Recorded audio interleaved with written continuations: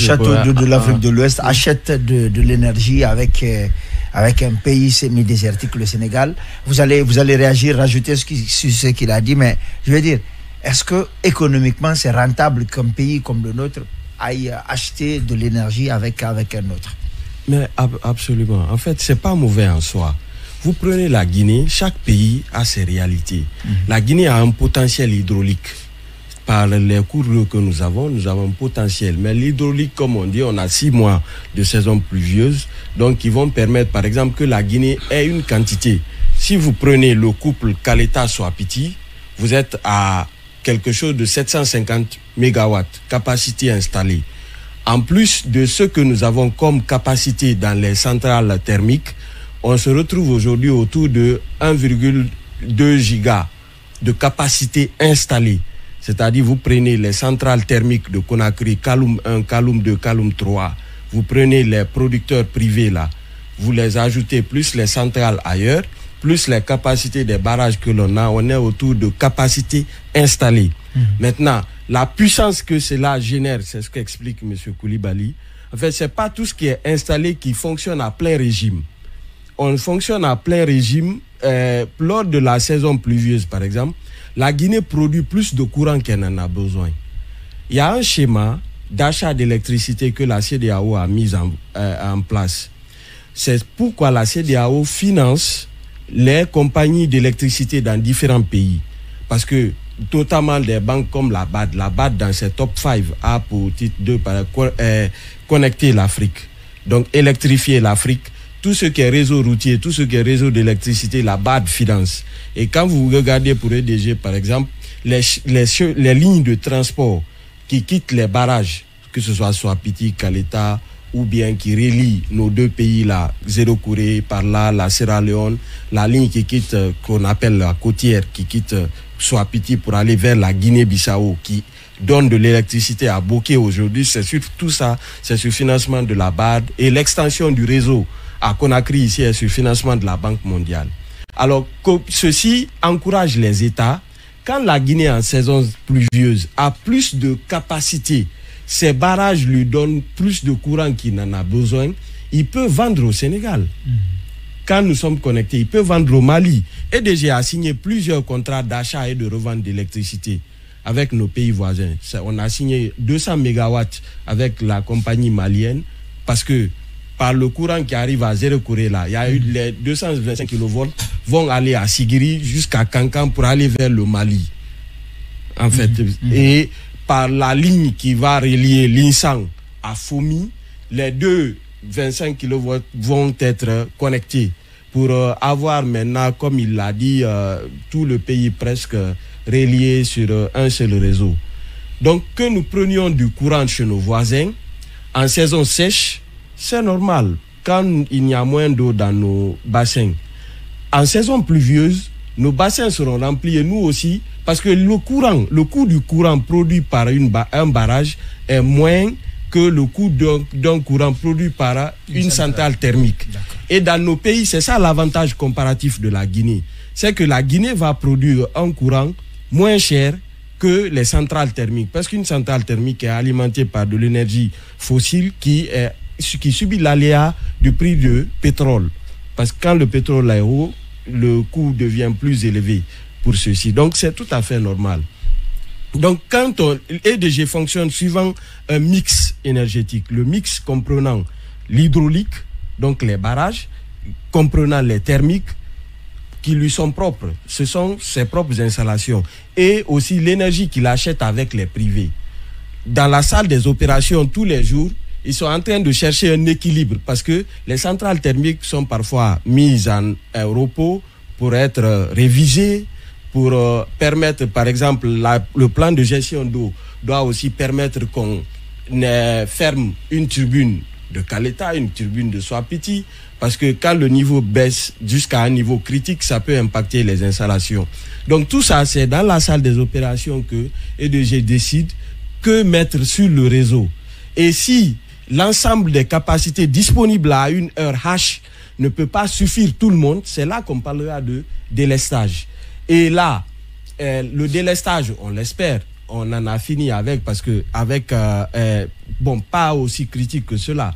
Si nos voisins peuvent nous fournir cette quantité-là à un prix raisonnable, nous prendrons bien cela et nous allons espérer que très rapidement les conditions climatiques peuvent permettre à ce que nos barrages soient à pleine capacité de production, ce qui va permettre d'alimenter les foyers de Conakry. Parce que comme je l'ai dit par ces statistiques-là, 88% de la région du réseau interconnecté, vous prenez Conakry, vous prenez Koya, vous prenez Kindia, vous prenez Mamou, Dalaba, Pita, Labé, ces grands centres urbains à 88% sont connectés. Voyez-vous? Donc aujourd'hui, quand il y a manque de courant, vous voyez tout ce que ça peut faire. Et c'était un peu, les ménages se sont équipés avant les 650. Conakry avant, 300 mégawatts pouvaient suffire. Mais aujourd'hui, chaque ménage, même les ménages les plus faibles, c'est déjà ça le reproche que la Banque mondiale fait à la Guinée. Parce que dans la tarification de EDG, il y a un palier qu'on appelle le forfait social. Ceux qui sont à moins de 90 kWh. Mais aujourd'hui, est-ce qu'il y a un ménage qui ne consomme pas, qui consomme moins de 90 kWh? Non. Oui. Tous les ménages ont un fer à repasser, ils ont un thermoplonge, voilà, micro-ondes, etc.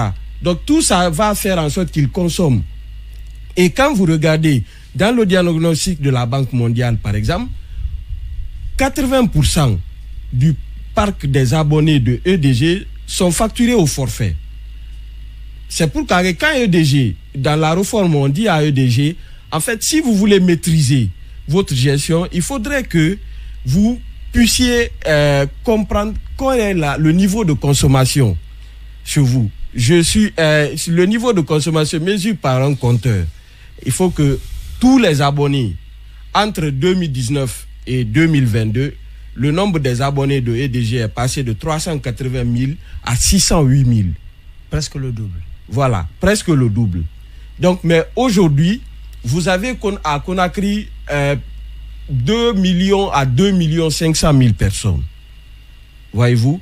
Donc, si à 2 500 000, il n'y a que l'ensemble du réseau connecté de EDG part de Conakry jusqu'à l'intérieur. Si avec ça, on n'a que 600 000, vous comprendrez qu'il y a beaucoup de branchements clandestins. Donc, où le courant est distribué sans être payé à la compagnie. Il y a également que l'État qui fixe le tarif de l'électricité a accepté de payer pour les ménages les plus pauvres. Souvenez-vous, quand il y a eu Covid, l'État, dans le plan de riposte, a dit qu'il prend en partie certaines factures des ménages. Ça a fait 160 millions de dollars qui ne sont pas toujours payés par l'État. Récemment, le président de la transition a fait un acte pour dire je paye à EDG en fait ce qui leur a été promis par l'État. Mais très souvent, la régularisation des factures de l'État tarde et EDG aussi tarde à régler ses factures vis-à-vis de ses fournisseurs. C'est Caleta, c'est Soapiti, c'est les fournisseurs privés. Et dans les contrats d'achat d'énergie, il y a un aspect que vous ne devez pas oublier, c'est le contrat, l'aspect take or pay. Le take or pay, quand le courant est produit, tu payes la production. C'est qu'il y a une perte technique dans le transport de l'énergie. Soapiti, par exemple, à plein régime produit 450. Si les lignes de transport actuellement ne peuvent pas permettre d'acheminer tous les 450 mégawatts vers les consommateurs. Mais EDG est tenu de par le contrat qui le lie à Soapiti de payer. Voilà ce qui est produit. C'est ça la spécificité des contrats take or pay, qui est spécifique dans ce domaine-là.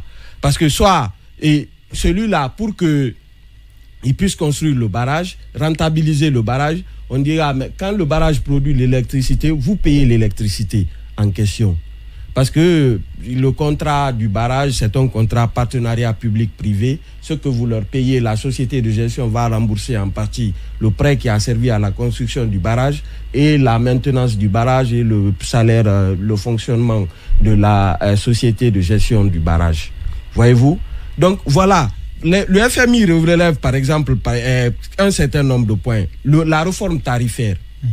Le FMI a souligné ça, l'appurement des arriérés de EDG, la réduction des pertes techniques, l'amélioration du taux de collecte dans les ménages et enfin plus de transparence. En fait, on aura beau parler des aspects techniques. EDG, c'est une société anonyme. Elle doit fonctionner comme telle. Elle doit, par exemple, si vous allez sur son site internet, vous allez trouver les états financiers de 2021, je pense, au maximum 2022. Normalement, après le 31 avril, vous devez trouver les états financiers de 2023. Et je ne parle pas que de rapport, je parle du rapport de l'expert comptable. C'est-à-dire l'état du patrimoine de EDG doit être connu. Qu'est-ce qui appartient à EDG? Comme je vous dis là, EDG a son bilan, dans son bilan, ses actifs propres. Il y a aussi ce qu'il achète, les contrats commerciaux qu'il a. La mission du FMI parlait aussi de voir un peu, est-ce que par exemple, le coût de l'énergie, le coût auquel EDG achète l'énergie à ses fournisseurs privés là, ou encore à ces barrages là, est-ce que ce coût est compétitif? D'accord. Si ce coût n'est pas compétitif, il y a lieu que l'État revoie ses contrats avec ces gens pour amener à ce que EDG ait un coût d'achat d'électricité qui soit raisonnable, tout en amenant progressivement les ménages, les populations à comprendre que le courant c'est un bien comme un autre. Il faut payer son coût. Quand tu veux le confort du courant, avec toutes les commodités que mes voisins s'ils la veulent là, lui seul il a climatiseur, il a congélateur, il a téléviseur, il a tout ce qui consomme. Après, à la fin il va dire ah non mais j'ai raté ça.